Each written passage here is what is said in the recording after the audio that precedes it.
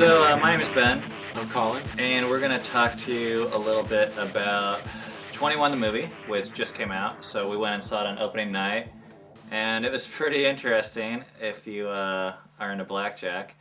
Everyone has their opinions on it, but we're going to share with you today kind of the top 10 things that we noticed about the movie that are inaccurate when it comes to actually playing professional blackjack.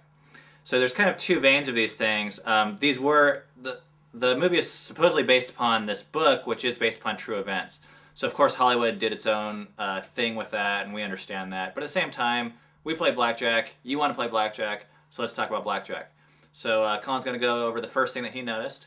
Yeah, the first inaccuracy was the quote made by the leading actress who said, "There's not as much strategy as people think in blackjack." And I would say blackjack is a game that's all about strategy.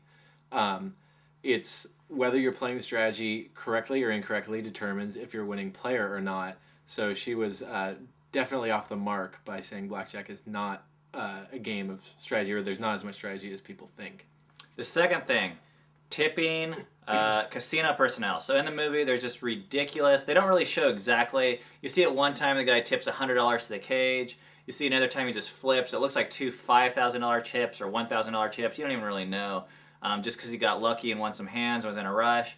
So as professional blackjack players, that is not something you can afford to do just because you get lucky and win a few hands or get money from the cage. It's just tip people like crazy. So as we've already talked about in other videos, that'll cut into your win rate significantly. So that's pretty inaccurate as far as beating the game of blackjack. Now, what the M.I.T team did, who knows? We can't say one way or another.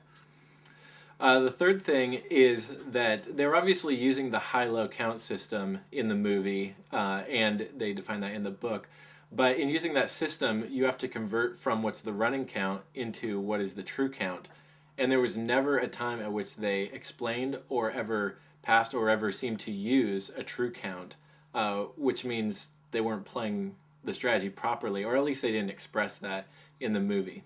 Yeah, and that's probably the most difficult concept. So you can kind of see why they left it out a little bit, but at the same time, pretty stinking important when you're talking about counting cards.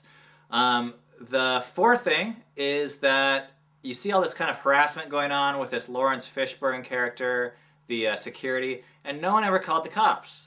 Okay, so hello, this isn't Vegas in the 60s, this isn't the mob here. So when someone punches you in the face and hands you a business card, you can call 911. So that's pretty stinking inaccurate, at least in modern day settings. You know, like I said, in the 50s or 60s, where the police all worked for the mob, little bit different story, but not today. So if you have a cell phone, call the cops if someone punches you in the face. The next thing that was inaccurate is that there were two times in the movie that they had two BPs, big players, playing at the same table. And there would be no reason to ever do that when you're using the BP approach, because there's nothing that two big players could do at one table that one couldn't do at the same time. The only reason to do team play is to have some people that fly under the radar by keeping their bets small and not changing them, and then one person that comes in and is betting larger and is always betting larger, and that's the big player. By having two people at the same table at the same time, they're wasting resources by having two people do what one person could do. They're wasting valuable cards because they're having four spots between the two players instead of what one person could do themselves, which is two spots. It just seems like a really poor decision if you were going to do that in blackjack. But it looks really cool. Number 6 is that the big player, or BP, was always called in, at least the examples in the movie, on huge counts. So the examples were given was they said suite or magazine, which I think was their signal for 16 or 17. So what you need to know is that in the game of blackjack, in a 6-deck game, if you have a running 16 count or running 17 count, that your edge is actually really significant. That happens very, very rarely. So most people, when they use a big player strategy, will actually call a BP in around a true 1 to 2, maybe even 3, but usually far before then. So the fact that those call-ins were happening then seems a little ridiculous. Like I said, we're not exactly sure how the M.I.T team did things 15 years ago, but that would definitely not be the most optimal way to play today. The next thing that was inaccurate about the movie was that they would all walk into the casino together. And their whole strategy was to not be associated with each other. That you have spotters that aren't associated with each other, and you have the big player who isn't associated with any of them. But multiple occasions, all 4 or 5 people would walk in right next to each other or right in front of each other, like buddies walking in together. And that would go completely against the whole strategy of using spotters and big players. Cool. The 8th thing that we noticed about the movie being inconsistent is that the main player was kind of, or the main character, sorry, was kind of, what was his name? Who knows? You know? Who cares? Okay. We don't even know. But Ben? Okay, I think it was Ben, someone said. So he was kind of played out to be this like super genius who scored excellent scores on all his SAT, ACT, who knows what, IQ. And that made him qualified to be the big player.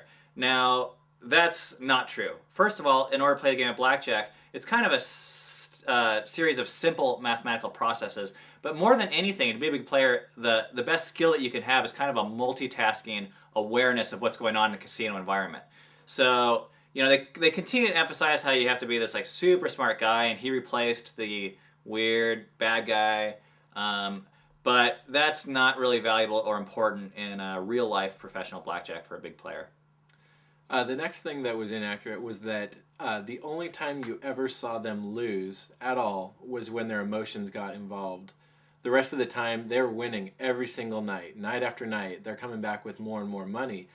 And the reason that professional blackjack players can get away playing at the same casino for long periods of time is because you don't always win.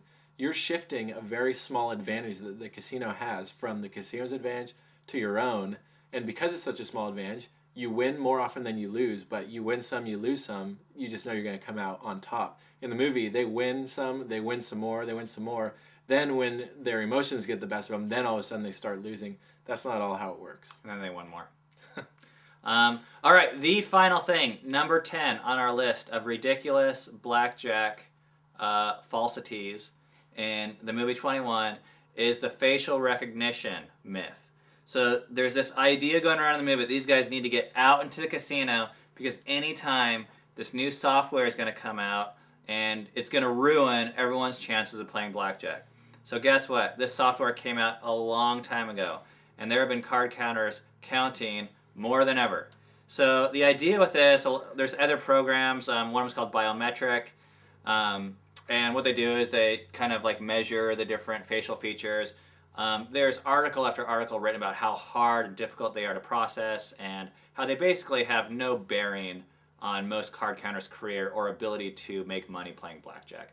So in the movie, they kind of make this out to be the boogeyman. It's this huge thing that's going to end card counting for everything and bring the card counting apocalypse. But in real life, we know it's not that big of a deal. So anyways, we hope you enjoyed watching the 10 myths of blackjack in the movie 21. So keep your eye out for more. There are plenty more. Other than that, we hope you enjoyed the movie. It's kind of a fun little way to show that blackjack can be beaten and that casinos are beatable places. Otherwise, check out more information that we have on blackjackapprenticeship.com. We got a training course and more tips there for you. And this is Ben. I'm Colin. And we'll see you next time.